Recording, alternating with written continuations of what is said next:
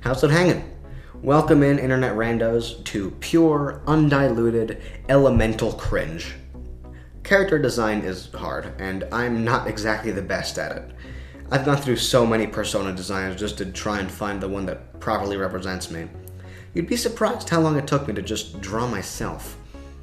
Now, if you retrace my steps, you'll know that I didn't start making content on YouTube, not even on SoundCloud.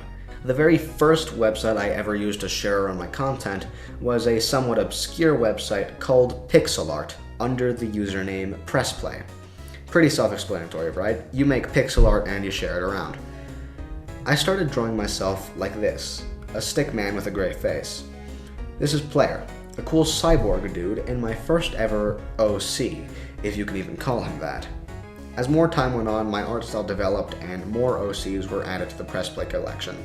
Gay Hair, Little Nightmares 2, Mr. Krabs, Splatoon, Shiny Ditto, Arson, and the 3-year-old's drawing that became sentient, etc.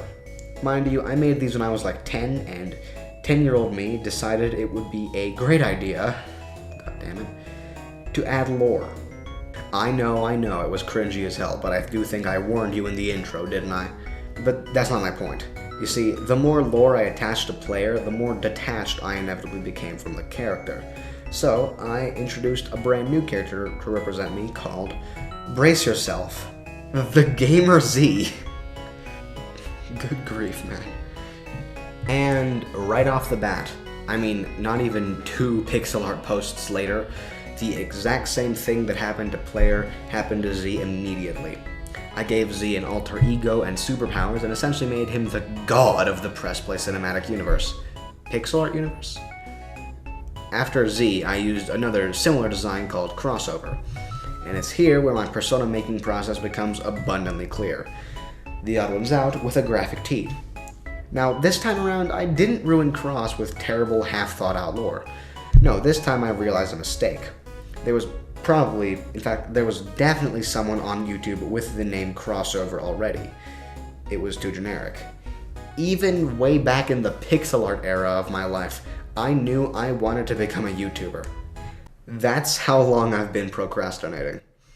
If I wanted to go onto YouTube, I was gonna need original ideas. And so, I finally tried something new. I ditched the old theme of the marshmallow person with a cool shirt and made this design.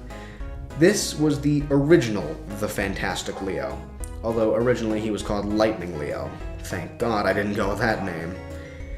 Now it's pretty obvious that I still had a ways to go before becoming the Leo you see before you now, and the first change was made to my hair. Back then, my buddy Paul's persona looked like this, very similar to the one I ended up with. In order to differentiate my guy from his, I changed the hairstyle, and now we have something that looks a little bit more like this. The next change came in October 2021. I decided to go as Swapfell Sans for Halloween. We ordered the scarf and gloves off Amazon, made the armor out of cardboard, all that stuff. It was actually really cool. I was really proud of it. When the scarf arrived, it immediately became my favorite article of clothing ever. I loved the damn thing. I still do. When I kept on using the scarf even after October had ended, it became my new trademark, so I changed my character design to suit it. In the introductory video, I said this. I drew this OC back in late 2021, I think, though this version of it is far more recent. That's what I meant by that.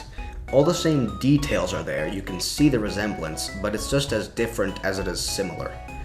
The next thing that changed was the eyes. The main reason why I changed the way I draw eyes was to make them more expressive and unique. You see line eyes everywhere, so I came up with this style, arc eyes. I started getting used to drawing eyes like this, and now it just comes naturally, and I put it on all my other character designs too. After the introduction of arc eyes to my style, nothing changed for a really long time. The main reason why I went from this to this was just more changes in my general style. I started opting for more intricate hairstyles in my characters, and eventually started actually drawing chins rather than just using the circle tool to make heads, leading to this version of my persona.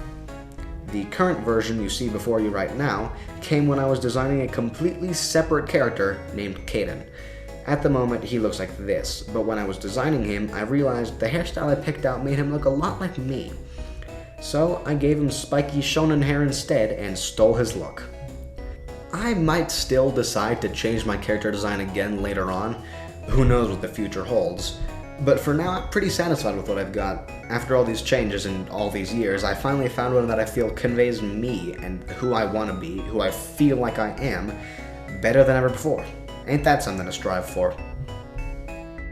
Oh, wow, you stuck around. I'm impressed. And confused. Why would you do that to yourself? Force yourself to suffer through several minutes of my ramblings. Whatever.